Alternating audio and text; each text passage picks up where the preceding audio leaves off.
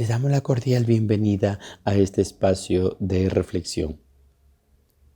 29 de junio, solemnidad de los santos Pedro y Pablo apóstoles, que estos son considerados los pilares de la Iglesia, los dos, con la fuerza de la fe y el amor a Jesucristo, anunciaron el Evangelio en la ciudad de Roma, donde en tiempos del emperador Nerón fueron y sufrieron el martirio, después que el emperador iniciara una tremenda persecución contra los cristianos a causa del incendio en Roma.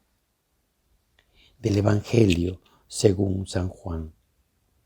En aquel tiempo le preguntó Jesús a Simón Pedro: Simón, hijo de Juan, ¿me amas más que a estos?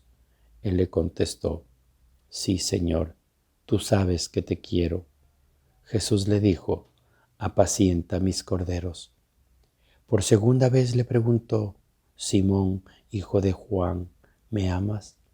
Él le respondió: sí, Señor, tú sabes que te quiero. Jesús le respondió: pastorea mis ovejas. Por tercera vez le preguntó: Simón, hijo de Juan, ¿me quieres?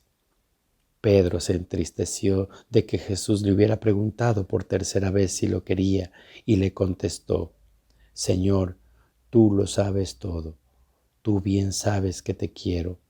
Jesús le dijo: apacienta mis ovejas. Yo te aseguro, cuando eras joven tú mismo te ceñías la ropa e ibas donde querías, pero cuando seas viejo, extenderás los brazos y otro te ceñirá y te llevará a donde no quieras. Esto se lo dijo para indicarle con qué género de muerte habría de glorificar a Dios. Después le dijo: sígueme. Palabra del Señor. Gloria a ti, Señor Jesús.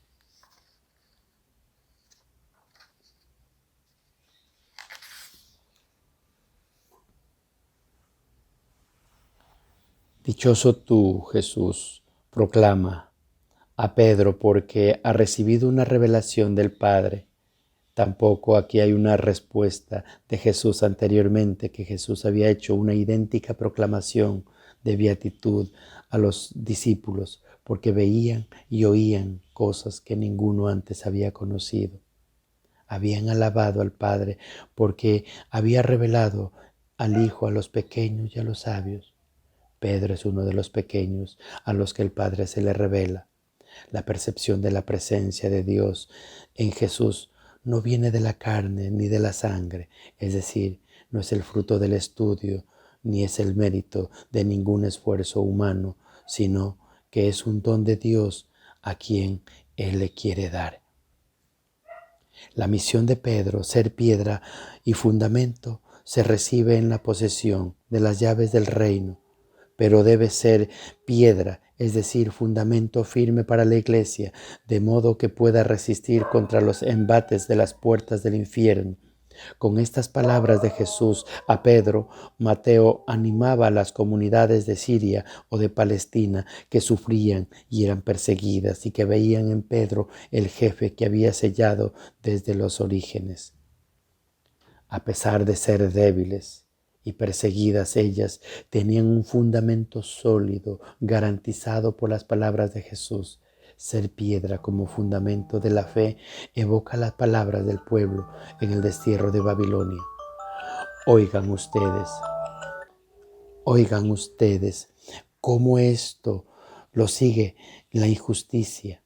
Los que buscan a Yahvé consideren la roca de la que han sido tallados, de la cantera de la que han sido sacados. Miren a Abraham su padre y a Sara que les dio luz, porque solo Él los llamó y yo lo bendije y lo multipliqué. Pedro recibe las llaves del reino de atar y de desatar, pero al mismo tiempo el reconocimiento de preguntarle que si lo amaba. Y él le contestó: tú sabes que te amo, tú sabes que te quiero, tú sabes que te amo, que es la mejor manera de testimoniar la fe. En el Evangelio de Mateo más insistente es la reconciliación y el perdón. La reconciliación era y sigue siendo uno de los más importantes deberes de los responsables de las comunidades. Imitando a Pedro, se debe atar y desatar. Esto es, trabajar para que haya reconciliación y aceptación mutua, construcción de la verdadera fraternidad.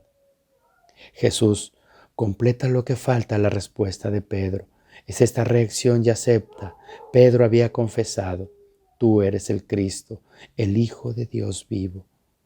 Conforme a la ideología dominante del tiempo, él se imaginaba un Mesías glorioso. Jesús lo corrige. Es necesario que el Mesías sufra y sea muerto en Jerusalén, diciendo: es necesario. Él indica el sufrimiento que ya estaba previsto para los profetas.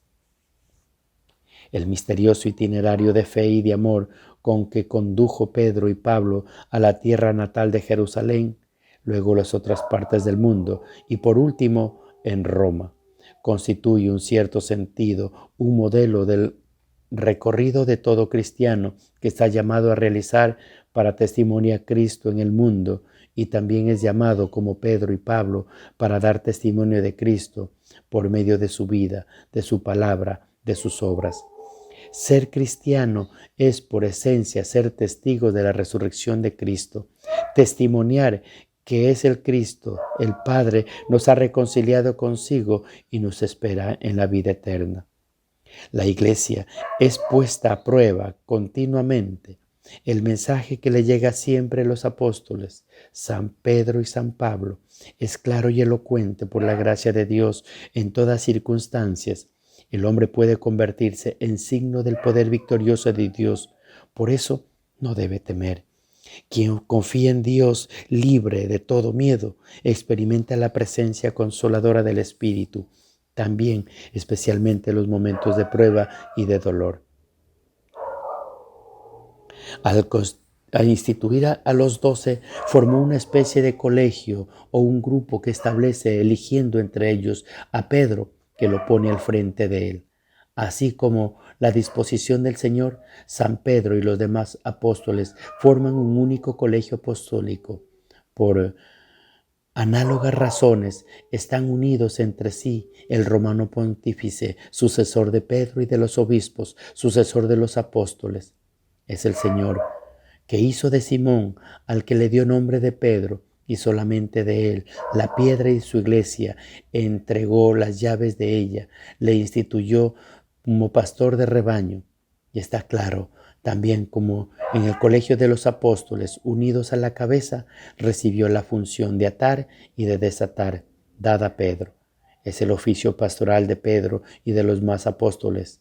Pertenecer a los cimientos de la iglesia se continúa por los obispos bajo el primado del Papa. El Papa, obispo de Roma, sucesor de San Pedro, es el principio y el fundamento perpetuo y visible de una unidad tanto de los obispos como de la muchedumbre de fieles. Gloria al Padre, al Hijo y al Espíritu Santo, como era en el principio, ahora y siempre, por los siglos de los siglos. Amén.